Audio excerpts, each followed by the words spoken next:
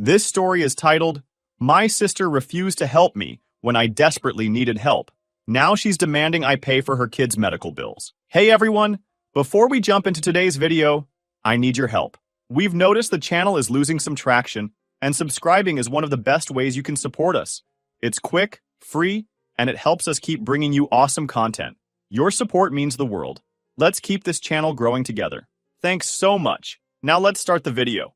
Hi everyone, throwaway because my sister and family are the kind of people who'd 100% stalk my posts to prove a point. So, here's the deal. My sister, 28 married female, and I, 26 single female, aren't close, and we've never really been. Growing up, we were total opposites. She was the overachiever, super active, sports captain, every teacher's favorite. Me? Let's just say I was the one getting talks from our parents about applying myself. Even as adults, we just don't vibe. She's all about order and discipline, while I've been stumbling through life, figuring things out as I go. Anyway, rewind to 1 year ago, and my life was a complete mess. I had just lost my job. It wasn't even like I was slacking off or anything. The company just shut down out of nowhere. No warning, no severance, nothing. One day, I'm sitting at my desk, planning next month's rent, and the next, my manager's like, "Hey, sorry to do this, but we're closing. You'll get your final check in 2 weeks." I couldn't believe it. I had no backup plan, no savings, just bills piling up and rent staring me in the face. It felt like the walls were closing in. For days, I barely slept. My brain was running a marathon of panic. I tried looking for temp jobs, called up old coworkers, and even considered selling my laptop, which was basically my lifeline to finding work. But nothing was coming together. And with rent due in less than 2 weeks, I was running out of options fast. That's when I realized I'd have to do the one thing I really didn't want to do, ask my sister for help. Now, let me explain something about my sister. She's not mean exactly, but she's rigid. Everything in her life is black and white, right and wrong, her way or no way, and she's always been like that. Growing up, if I didn't do things her way, whether it was cleaning our shared room or choosing classes in high school, she'd flip out. So asking her for help wasn't just hard for me, it felt humiliating, but I didn't have a choice. I couldn't turn to my parents for help either. My dad's on disability, and my mom's still struggling to pay off their mortgage. If I asked them, they'd probably dip into their retirement savings to help me, and that's the last thing I wanted.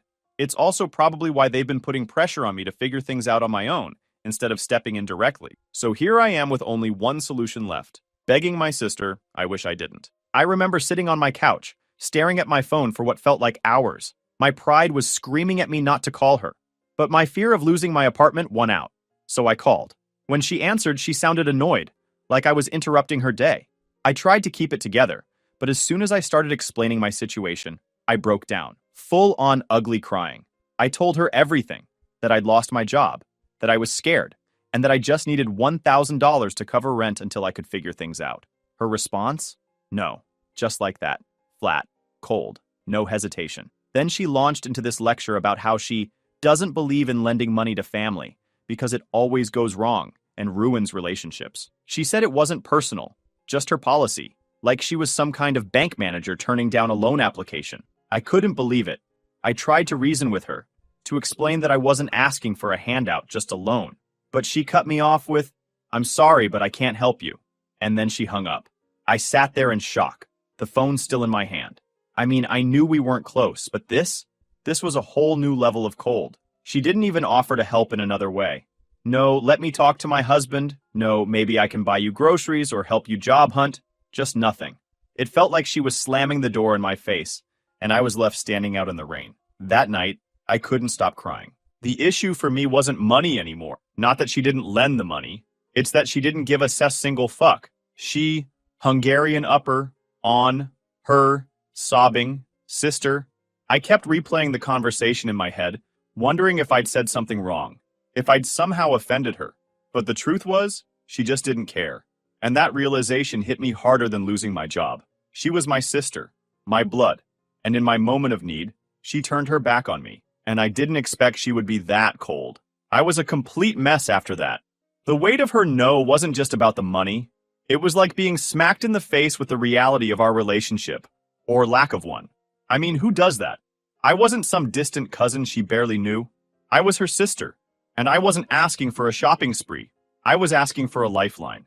But there was no time to sit around feeling sorry for myself. Rent wasn't going to pay itself, and I couldn't afford to lose my apartment. The next morning, I woke up with puffy eyes from crying and a pounding headache, but I told myself, if she's not going to help, then screw it. I'll figure this out on my own. The first thing I did was make a list of everything I could sell. It was pathetic how little I had that was worth anything. I sold my old gaming console, the decent pair of headphones, and anything extra I sold online within a day. I even thought about pawning my laptop, but it was my only tool to search for jobs. Every sale felt like giving up a little piece of my dignity, but what choice did I have? It wasn't just the selling part that stung, it was the reminder of how precarious my situation was. While I was packing up my old console to ship it off, I kept thinking about all the little luxuries my sister took for granted. Her perfectly decorated house, her weekly Pilates classes, her husband's brand new car. She had everything, and I was over here counting pennies just to keep a roof over my head. It wasn't fair, but life isn't fair. That was a lesson I'd learned the hard way. I also decided to swallow my pride, again, and reached out to a couple of friends. That was even harder than calling my sister because, let's be real, borrowing money from friends is its own kind of awkward. But you know what? They came through. Not with big amounts, but enough to keep the landlord off my back for another couple of weeks. One friend even offered to let me crash on their couch if it came to that. That gesture alone brought me to tears. Still, I didn't want to be a burden to anyone, so I started applying for every job I could find. Temp work, retail, even stuff way out of my field. I didn't care about titles or salaries anymore. I just needed something to keep me afloat. For weeks, my days were a cycle of sending out resumes, checking job boards, and attending interviews where I'd get the same canned rejection. It was soul-crushing, but I kept going. Meanwhile, my sister didn't check in. Not once. No, how are you holding up? Or, did you figure something out? It was radio silence. And honestly, that hurt even more. It's not like I expected her to change her mind, but a text to see if I was okay wouldn't have killed her. One moment that really sticks out from that time was when I bumped into a neighbor while taking out the trash. She was this sweet older lady who lived 2 doors down, and she could tell something was off. I guess I must have looked as stressed as I felt, because she stopped me and said, "You've got a lot on your shoulders, don't you?" Before I knew it, I was spilling my guts to her, tears and all. She didn't offer me money or anything like that, but she listened. For the first time, I felt like someone actually cared. I managed to scrape by that month, but barely. I kept selling stuff and picking up odd gigs, walking dogs, assembling furniture, anything I could find. It wasn't glamorous, but it kept me in my apartment, and that was all that mattered. Looking back, those weeks were some of the hardest of my life, but they also taught me something important. When push comes to shove, I can survive on my own. The thing is, though, that survival came at a cost. My trust in my sister has gone, completely gone. Before this, I'd always held on to this naive hope that, despite our differences, we'd always be there for each other in the big moments. But that phone call shattered that illusion. It wasn't just about money. It was about what it represented. Her refusal wasn't just a no to helping me pay rent. It was a no to standing by me when I needed her most. For weeks, I kept replaying that conversation in my head, trying to make sense of it. I wondered if maybe I'd caught her on a bad day, or if she had her own struggles I didn't know about. But then I'd remember how cold she sounded, how quick she was to shut me down, and I'd get angry all over again. It was like a cycle of hurt and frustration that I couldn't escape. The silence from her side didn't help either.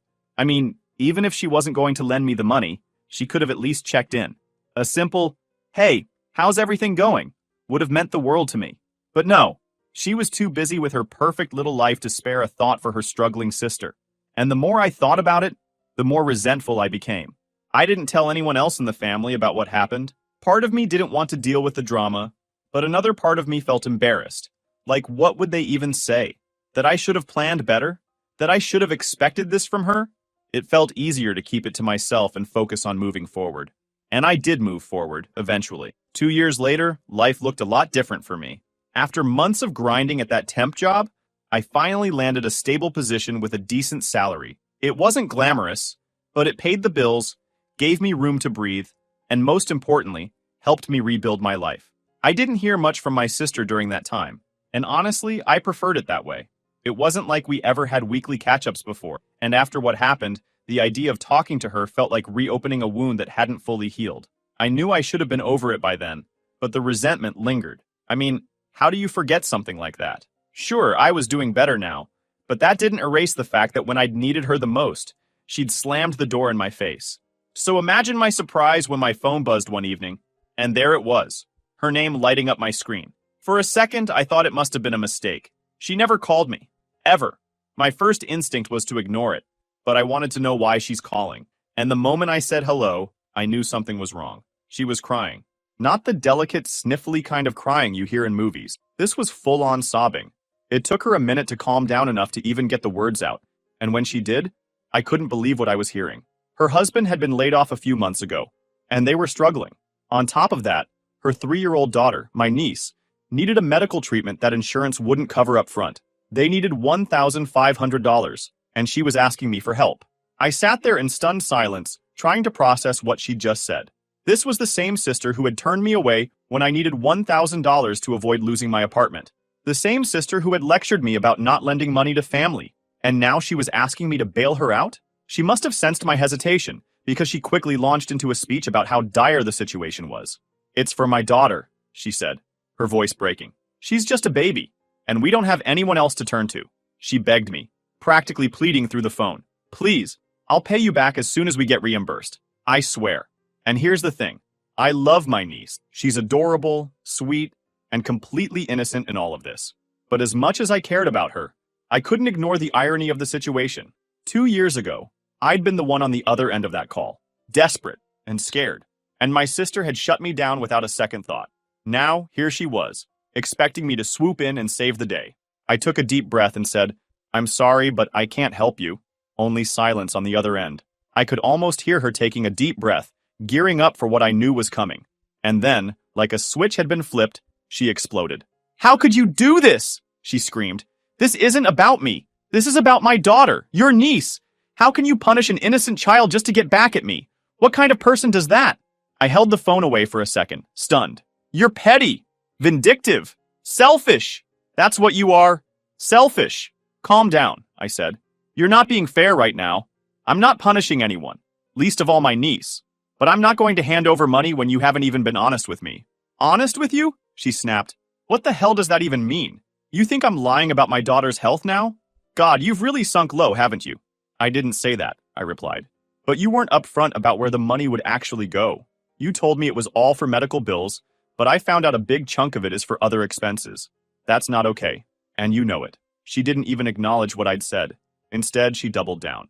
"You have no idea what it's like to be in my position. My husband's out of work, we're drowning in bills, and I'm doing everything I can to keep this family afloat. But you're just sitting there on your high horse, judging me like you're so much better." I told her, "This isn't about me being better or worse. This is about boundaries. 2 years ago, I was in a terrible spot. I came to you for help, and you said no. Fine, that was your choice. But now, you're in a similar situation, and you expect me to just forget all of that and bail you out? Do you see how unfair that is? Don't you dare compare this to what happened 2 years ago," she shouted. "You needed money for rent. That's not the same as needing money for my child's health. You're a grown adult. You could have figured it out on your own." "And I did," I shot back. "I figured it out on my own because I had no other choice. And guess what? You do have other choices. Sell some stuff, borrow smaller amounts from other people, figure out a payment plan. But don't stand here and act like I'm the bad guy for not swooping in to fix everything." "Oh, so now you're going to lecture me?" she said. "That's rich coming from someone who's always been a screw-up. You're just jealous that I've done better for myself, and now you're using this as some sick way to get back at me." "Jealous of you?" I repeated, laughing bitterly. "You think this is about jealousy? No, babe. This is about you showing your true colors. You set the rules for our relationship when you refused to help me. I'm just playing by those same rules now. If you don't like it, maybe you should have thought about that before." She came back with one last jab. "You're heartless. Completely heartless. I hope you can live with yourself knowing you're letting your niece suffer because of your stupid grudge." She scoffed loudly, and then there was a loud click as she hung up. I sat there for a moment, trying to process everything that had just happened. Part of me wanted to cry, but another part of me felt an odd sense of relief. For the first time, I'd stood my ground against her, and even though it was messy and painful, I knew it was the right thing to do. But here's the thing. I wasn't being petty. I wasn't even trying to get revenge. I was just holding her to the same standard she'd set for our relationship. She was the one who'd made it clear that we weren't the kind of family that helped each other out. She'd set the rules, and now she was mad that I was following them. That conversation blew up everything.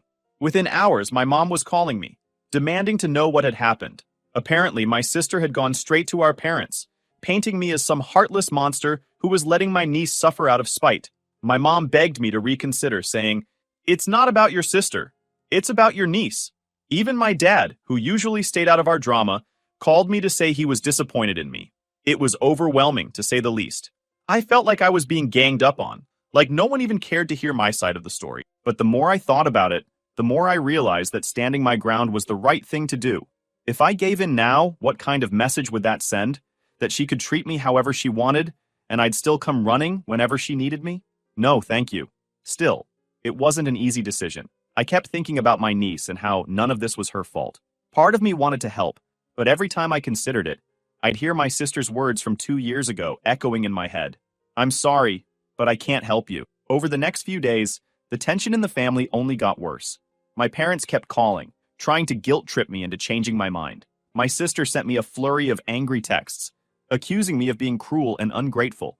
At one point, she even tried to loop in some extended family members to gang up on me, but thankfully, they stayed out of it. Meanwhile, I couldn't shake the feeling that there was more to the story than she was letting on. Something about the whole situation didn't sit right with me, so I decided to do a little digging. I reached out to a mutual friend who was closer to my sister, just to ask if they knew what was going on. And that's when I found out the truth. Turns out, my niece's medical situation wasn't as dire as my sister had made it seem. The treatment was more nice to have than life or death. And the $1,500? It wasn't just for the medical bill. She was planning to use some of it to catch up on overdue bills and other expenses. When I asked if my sister had mentioned anything serious, like medical issues or something urgent involving my niece, the friend seemed genuinely confused. They said my sister hadn't mentioned anything about a medical problem. Instead, the last they'd heard from her was her usual complaints about money being tight and the stress of her husband's unemployment. There was no indication of anything urgent or life-threatening, which only confirmed my suspicions that the story wasn't adding up. When I heard that, any lingering guilt I felt disappeared. It wasn't just that she'd asked me for help. It was that she'd lied to manipulate me into saying yes. She'd used her own child as a pawn to tug at my heartstrings, and that was something I couldn't forgive. So yeah, the tables had turned. But I wasn't about to play the game by her rule. If she wanted to fix her problems, she'd have to do it without me. But the family wasn't letting this go. Of course there were my parents.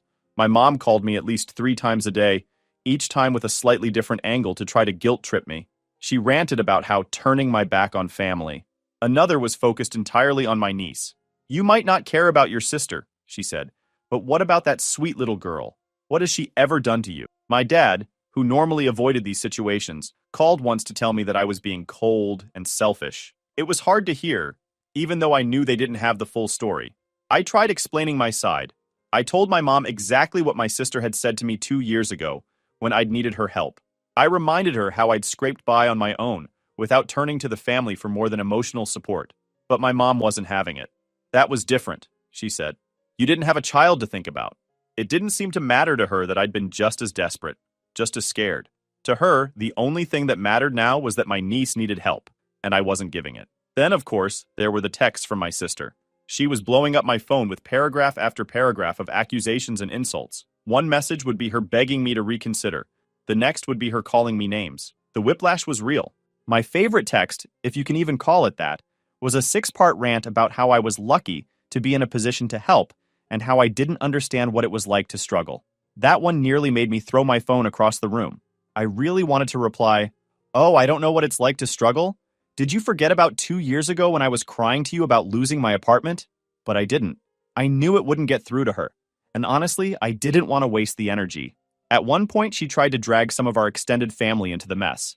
I woke up one morning to find a flurry of texts from cousins, aunts, and even a couple of family friends, all saying some variation of, "How could you let your niece suffer?" Most of them didn't even know the full story. They just heard her version, which I'm sure made me sound like the villain of the century. I ended up putting half of them on mute just to get a break from the constant notifications. What really pushed me over the edge, though, was when my sister decided to involve our parents even more directly. She showed up at their house one afternoon with my niece in tow, using her as some kind of prop in this twisted guilt campaign. My mom called me later that day. "Your niece was here today," she said, as if I didn't already know where this conversation was going. "She doesn't understand why her auntie won't help her mommy." I wanted to scream. It wasn't my niece's fault. I knew that. But the fact that my sister was willing to use her own child as a weapon in this fight made my blood boil. It was manipulative, plain and simple, and it only made me more determined to stand my ground. Still, the guilt wasn't easy to shake. Every time I thought about my niece, I felt this ache in my chest. She was just a kid, completely innocent in all of this. She didn't deserve to be caught in the middle of our family drama. Eventually, I decided I needed to take control of the narrative. I couldn't keep letting my sister twist the story to make me look like the bad guy. So I decided to throw some facts on the family group chat. We have this big family group chat, where we act nice and throw fake compliments on each other. You know the type. Here's what I wrote. Hi everyone. I want to clear the air about what's been going on because I think there's been some misunderstanding. 2 years ago, I was in a tough spot and reached out to my sister for help. I was on the verge of losing my apartment and asked to borrow $1,000. She said no, which was her choice, and I respected that, even though it hurt. Well now, and my sister asked me for $1,500. At first, I thought it was for my niece's medical bills, but I found out later that wasn't the whole truth. A large portion of the money was for other expenses. I'm not sharing this to shame anyone. I just want to explain why I made the decision I did. I don't believe in being manipulated, and I don't think it's fair to twist the story to make me look like the villain. I love my niece, and would never want her to suffer. But this situation isn't as black and white as it's been made out to be. I'm happy to help directly with my niece's medical bills if that's truly needed, but I won't hand over cash without transparency. I hope you can all understand where I'm coming from. I sent it and immediately muted the chat. I couldn't handle the anxiety of waiting for replies, so I went for a walk to clear my head. By the time I got back, there were over 50 messages. Most were from my sister, who had clearly lost it. I didn't want to address her lying to everyone outright, but I needed to show my parents the truth. I knew they wouldn't believe me if I just accused her of lying. They'd need proof. So, the next day, I decided to call the hospital to ask about the payment options for the treatment my sister claimed was urgent. They were polite but firm, explaining that there was no record of any patient with my niece's name registered for treatment. So I gathered everything to forward to my parents. It was the only way to make them see that my sister had fabricated the entire situation. My mom sounded relieved, but my dad was livid. Why didn't she tell us any of this? He asked. I didn't have an answer. My sister's actions didn't make sense to me either. Was it pride? Desperation? Or was she just so used to manipulating people that she didn't know how to be honest anymore? After weeks of drama, lies, and family turmoil, I was done. Done with the constant back and forth, done with being guilt-tripped, and done with letting my sister's manipulations control my life. It was time to take charge and set boundaries. Not just with her, but with my entire family. So I reached out to my parents again. I knew they were stuck in the middle, trying to mediate and keep the peace, but their constant pressure to fix things was draining me. I called them separately to make my stance clear. When I spoke to my mom, I told her, I love you, but this situation with my sister is toxic. I've explained my side, and I've done more than enough to offer help directly for my niece. But now that we know she lied about the medical bills, I can't get involved anymore. I need you to respect my decision and stop pushing me to change my mind. She sighed heavily, and for a moment, I thought she might argue, but she surprised me. I understand, honey, she said quietly. I just hate seeing the family like this. I do too, I admitted. But this isn't on me. My sister created this situation when she lied to everyone. She needs to own up to her actions. I can't fix this for her, and I won't be dragged into it anymore. My dad was a little harder to convince. Family is family, he said. You don't turn your back on them no matter what. Dad, I didn't turn my back on her, I replied. She turned her back on all of us when she lied and manipulated the situation to make herself look like a victim. You saw the proof from the hospital. There was no treatment scheduled for my niece. She made it all up, and now she's trying to guilt me into cleaning up her mess. That's not what family is supposed to do.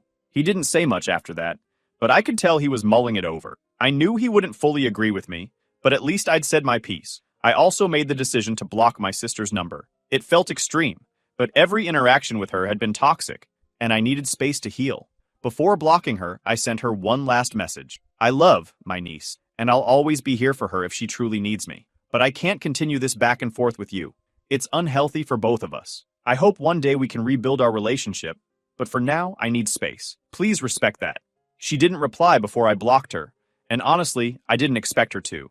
I knew this wouldn't be the end of her attempts to stir up drama, but at least I'd taken a step toward protecting my peace. With those boundaries in place, I finally felt like I could breathe again. For the first time in weeks, I had a moment to reflect on everything that had happened. The anger, the hurt, the constant questioning of whether I'd done the right thing. It had all taken a toll on me. Still, I couldn't shake the guilt about my niece. She was the one person in this whole mess who truly didn't deserve any of it. I decided to send her a small care package. Nothing too extravagant, just a few toys and books I knew she'd love. I included a handwritten note that said, "I love you so much, and I'm always here for you. I hope you enjoy these gifts. Love, Auntie." I sent it through my parents to avoid any direct contact with my sister, and they promised to pass it along. As the weeks turned into months, I heard less and less about my sister. My parents stopped bringing her up as much, and the group chat quieted down. I didn't know if she'd moved on or was just plotting her next move, but either way, I didn't care. I was done letting her take up space in my head. One unexpected silver lining was the support I got from some of my cousins. After my message in the group chat, a few of them reached out privately to say they admired how I'd handled everything. One cousin even said, "I've always felt like you're acted entitled, but no one ever called her out. Good for you for standing your ground." Hearing that meant more than I can say. It reminded me that I wasn't alone, even if it sometimes felt that way. Eventually, I reached a point where I could think about my sister without feeling a knot of anger in my stomach. I still didn't trust her, and I doubted I ever would, but I didn't feel consumed by the situation anymore. I'd found peace, not because the situation was resolved, but because I'd made the choice to prioritize my own well-being. As for my sister, who knows what the future holds? Maybe one day we'll find a way to rebuild our relationship. But for now, I'm okay with keeping my distance. Life is too short to spend it tangled up in someone else's toxicity. And if there's one thing I've learned from all of this, it's that peace is priceless. And I'm not willing to sacrifice it for anyone, not even family. Thanks for reading, you guys. I'm excited to hear your opinions on this in the comments.